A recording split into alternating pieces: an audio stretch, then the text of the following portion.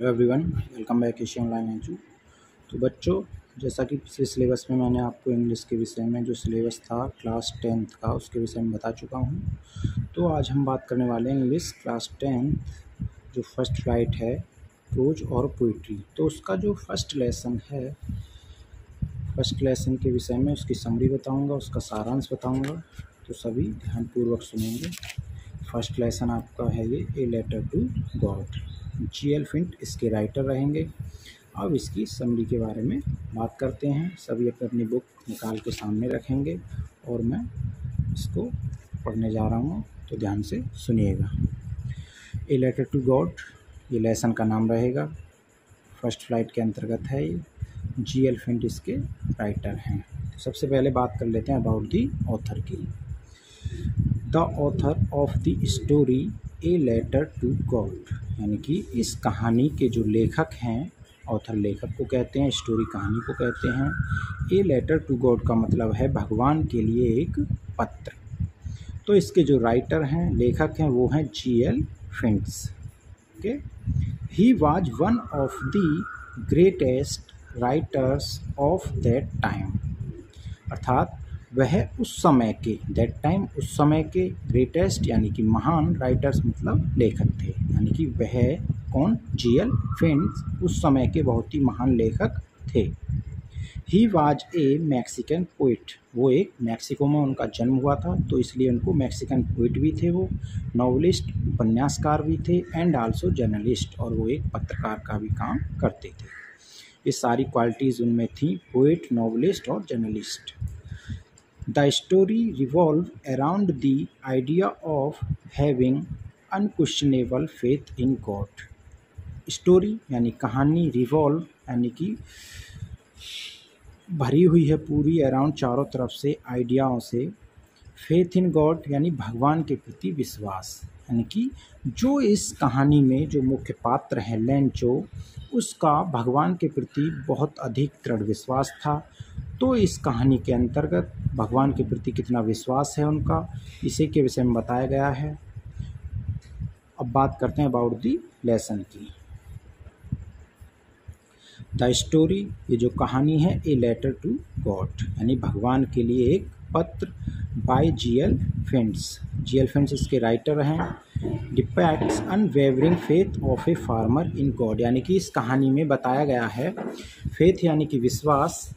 एक किसान जो है लेंचो, उसका भगवान के प्रति बहुत अधिक विश्वास है, यानी कि भगवान पर उसको इतना अधिक विश्वास था कि जब एक बार उसकी फसल नष्ट हो गई थी, तब उसको केवल भगवान का ही सहारा था। उसको क्या सहारा था वो देखेगा आगे। It began with a farmer, यानी कि इस कहानी की जो शुरुआत होती है वो एक किसान से होती है, नेम्ड लेंचो। उसका नाम क्या था? Lencho. Expecting for a rain shower to nourish his field of corn, जिसको आशा थी बारिश की। किस लिए? उसके जो खेत थे उसमें कॉर्न यानी भुट्टा, भुट्टे की फसल थी, तो उसको आवश्यकता थी एक बारिश की, या तो हल्की बारिश हो जाए या भारी बारिश हो जाए। उसकी फसल जो थी वो सूख रही थी, इसलिए उसको भगवान से आशा थी कि जल्दी ही कोई बारिश होगी थोड़ी बहुत।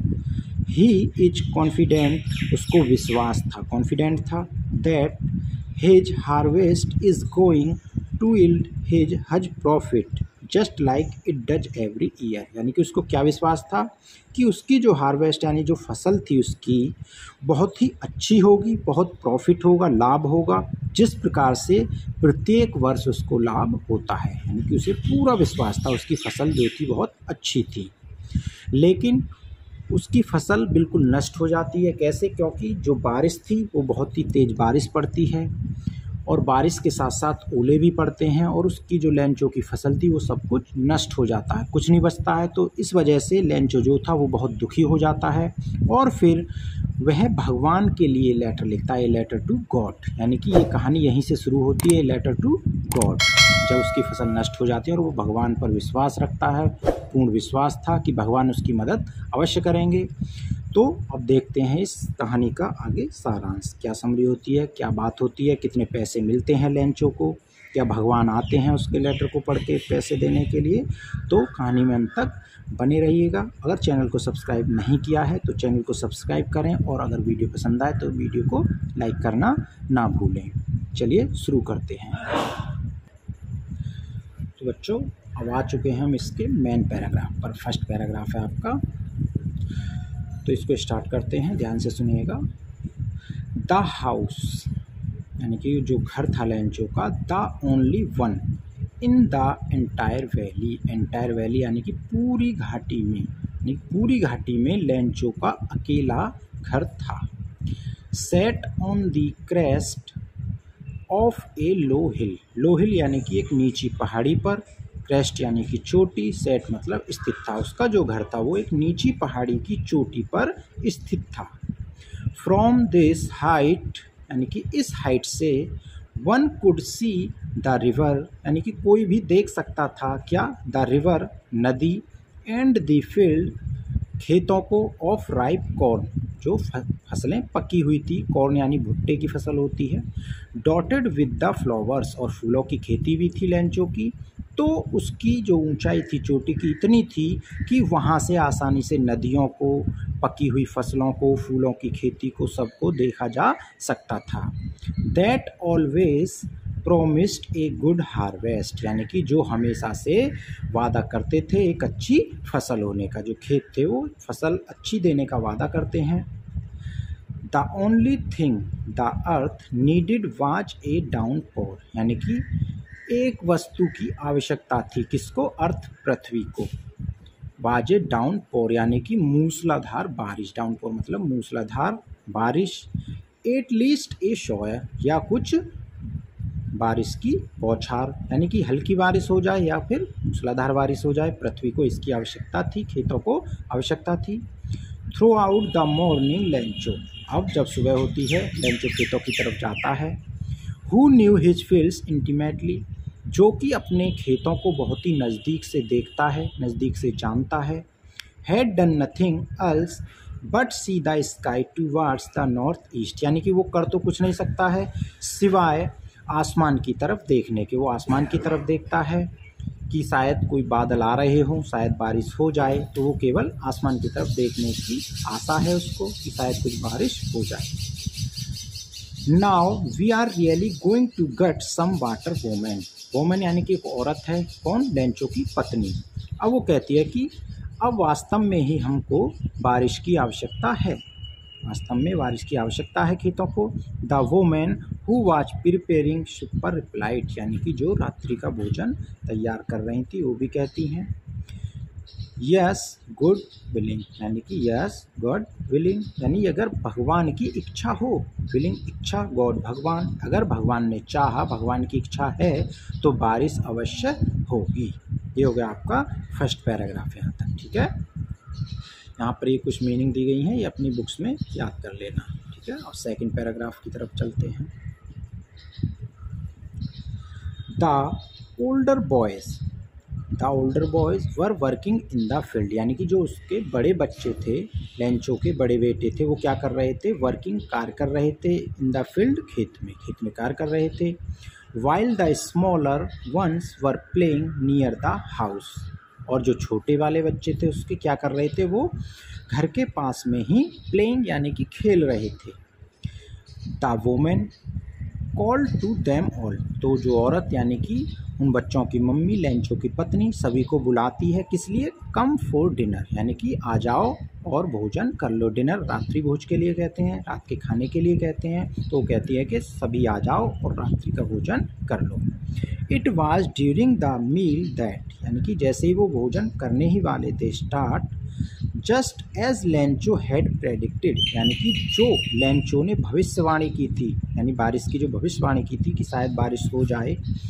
बिग ड्रॉप्स ऑफ रेन, बड़ी बड़ी बूंदें बारिश की, बिगन टू फॉल, बिगन यानी शुरू हो गई, फॉल मतलब गिरना, बारिश शुरू हो गई गिरनी, बड़ी बड़ी बूंदें शुरू हो गई। इन द नॉर्थ ईस्ट हज माउंटेन्स ऑफ क्लाउड्स, क्लाउड्स यानी कि बादल, माउंटेन्स पर्वत, बड़े बड़े यानी कि पूरब की तरफ से, नॉर्थ उत्तर की तरफ से, पर्वतों की तरफ से क्लाउड्स यानी कि बादल आ रहे थे। कुड बी सीन अप्रोचिंग, यानी कि आते हुए बादल उसको दिखाई दे रहे थे काफ़ी। जब बारिश होती है तो बादल आते हैं, तो बादल उसको दिखाई देने लगे। The air was fresh and sweet, अब हवा भी चलने लगी, हवा बहुत ही मधुर लग रही थी, ताज़ी ताज़ी लग रही थी। The man went out for no other reason, वो आदमी यानी कि जो लेंचो था वो घर से बाहर जाता है बिना किसी कारण के। Then to have the pleasant of feeling the rain on his body, किस लिए? केवल बारिश की बूंदों को अपने शरीर पर महसूस करने के लिए, बिना कोई रीज़न के, यानी कोई रीज़न नहीं था, केवल वो बारिश की बूंदों को महसूस करना चाहता था, इसलिए बाहर जाता है। एंड और when he return he exclaimed, और जब वह वापस आता है, एक्सक्लेम्ड यानी आश्चर्य के साथ में वह कहता है, These are not raindrops falling from the sky, यानी कि आसमान से रेनड्रॉप बारिश की बूंदें नहीं गिर रही हैं। दे आर न्यू कॉइन्स, बल्कि वो न्यू कॉइन्स यानी कि कॉइन्स की तरह, सिक्कों की तरह हैं। The big drops are 10 cent pieces, यानी कि जो बड़ी बूंदें हैं वो 10 सेंट के पीसेस के बराबर हैं। And the little ones are 5, और जो छोटी बूंदें हैं वो 5 सेंट की बराबर हैं, यानी कि उनकी जो मोटाई थी बूंदों की उसके हिसाब से वो कहता है कि 10 सेंट पीसेस हैं बड़ी बूंदें, और जो छोटी हैं वो 5 सेंट पीसेस के बराबर हैं। क्लियर है? अब बात करते हैं थर्ड पैराग्राफ की।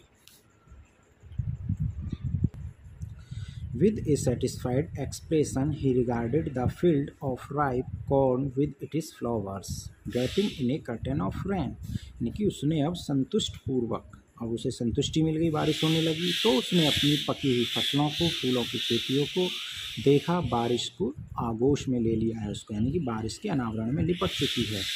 बट सडनली, लेकिन अचानक, a strong wind began to blow, and along with the rain very large hailstone began to fall. अब बहुत ही तेज हवा चलनी शुरू हो गई, और हवा के साथ साथ क्या हुआ, बड़े बड़े ओले भी गिरने शुरू हो गए, यानी कि ओले आ गए। These truly did resemble new silver coins, यानी कि अब ये वास्तव में ही कॉइन्स के जैसे लग रहे थे। द बॉयज़, जो बच्चे थे, लड़के थे, exposing themselves to the rain, बारिश में दौड़ पड़े, किस लिए? Ran out to collect the frozen pearls, उन मोतियों को, यानी कि जो ओले थे उनको कलेक्ट, इकट्ठा करने के लिए बारिश में ही दौड़ चले, घर से बाहर निकल गए और उनको इकट्ठा करना शुरू कर दिया। जब बारिश होती है तो बच्चे अगर ओले पड़ने लग जाए तो उनको कलेक्ट करते हैं, तो इसी प्रकार से वो लड़के, वो जो बच्चे थे लेंचो के, वो भी घर से बाहर निकल जाते हैं और उनको इकट्ठा करना शुरू कर देते हैं। तो इस प्रकार से ये 3 पैराग्राफ यहाँ तक पूरे हुए। तो अब बात करते हैं पैराग्राफ 4 की। It is really getting bad now, यानी कि अब वास्तव में ही बहुत बुरा हो रहा है, यानी कि जो ओले पड़ने शुरू हो गए तो लेंचो कहने लगा कि वास्तव में अब बहुत बुरा हो रहा है। एक्सक्लेम्ड द मैन, आदमी ने कहा, अपनी भावनाओं को बताया। आई होप इट पैसेस क्विकली, उसने कहा शायद ये बहुत जल्दी गुजर जाएगा। It did not pass quickly, लेकिन यही बहुत जल्दी नहीं गुजरा, यानी कि वो ओले पड़ने बंद नहीं हुए। For an hour the hell rain on the house, 1 घंटे तक ओलों की बारिश होती रही घर के ऊपर, बगीचे में, the hill side, the cornfield, खेतों में, हर जगह, ऑन द होल वैली, यानी कि पूरी घाटी में 1 घंटे तक बरसात हुई ओलों के साथ। द फील्ड वाज वाइट, जो खेत थे अब उनका कलर कैसा हो गया, वाइट, सफ़ेद, ओले ही ओले दिख रहे थे। As if covered with salt, ऐसे लग रहे थे जैसे कवर्ड यानी ढक दिया गया हो, विद साल्ट, नमक से खेतों को ढक दिया गया हो, ओले ऐसे दिखाई दे रहे थे। Not a leaf remained on the trees, यानी कि पेड़ों पर एक पत्ती भी नहीं बची थी। जब ओले पड़ते हैं तो सब कुछ बर्बाद कर देते हैं, तो ओलों ने सब कुछ बर्बाद कर दिया। नॉट ए लीफ, लीफ मतलब पत्ती, रिमेंड बाकी नहीं रही, ऑन द ट्रीज पेड़ों पर एक पत्ती भी वापस नहीं रही, उन पर कोई नहीं बची, सब झड़ गए। The corn was totally destroyed, जो फसल थी वो पूर्ण रूप से डेस्ट्रॉयड यानी नष्ट हो गई, बर्बाद हो गई। The flowers were gone from the plants, और जो फूल थे वो भी सब बेकार हो गए, केवल पौधे ही दिखाई दे रहे थे, फूल सब झड़ चुके थे। Lencho is soul was filled with sadness, अब लेंचो की जो आत्मा थी, सोल थी, वो भर चुकी थी सैडनेस यानी कि दुख से। अब वो बहुत दुखी था। कौन? लेंचो। ये देख पा रहे हो, ये है लेंचो, खेतों के बीच में खड़े होकर के बहुत दुखी है। He stood in the middle of the field. अब लेंचो जो था वो कहाँ खड़ा हुआ है? अपने खेतों के बीच में। ये दिखाई दे रहा है, ये बीच में खड़ा हुआ है। And said to his sons, और अब वह कहता है किससे? हिज सन्स, अपने बेटों से। A play of locust, locust यानी टिड्डी, would have left more than this, यानी कि अगर टिड्डी का जो दल होता है वो होता, शायद वो भी कुछ छोड़ देता, इतनी बर्बादी वो नहीं करता। The hell has left nothing, लेकिन ओलों ने कुछ भी नहीं छोड़ा, सब कुछ बर्बाद कर दिया। This year we will have no corn, यानी कि इस वर्ष हमारे पास बिल्कुल भी फसल, बिल्कुल भी अनाज नहीं रहेगा खाने के लिए। That night was a sorrowful one, यानी कि वो रात बहुत ही दुख से भरी हुई थी। All our work for nothing, यानी कि उसने जो कुछ भी कार्य किया था, जो कुछ भी मेहनत की थी। There is no one who can help us, वो सब कुछ बेकार हो गई थी और कोई भी यहाँ पर इस घाटी में ऐसा नहीं था जो उनकी मदद कर सके। We will all go hungry this year, हम इस वर्ष पूरी तरह से भूखे रहेंगे, यानी कोई भी इस घाटी में ऐसा नहीं है जो उनकी मदद करे। तो लेंचो कहता है कि हम अब इस प्रकार से भूखे रहेंगे क्योंकि हमारी फसल जो थी वो नष्ट हो चुकी है। तो इस प्रकार से 4th पैराग्राफ कंप्लीट हुआ। आज बच्चों यहीं तक पढ़ाएंगे और नेक्स्ट वीडियो में हम बात करेंगे 5th पैराग्राफ से। तो 4th पैराग्राफ तक सभी याद करेंगे और जो ये क्वेश्चन वर्ड हैं इनको भी ध्यानपूर्वक याद करेंगे। अगर वीडियो पसंद आए तो वीडियो को लाइक करें, चैनल को सब्सक्राइब करें और बेल आइकन को दबाना ना भूलें। Thank you.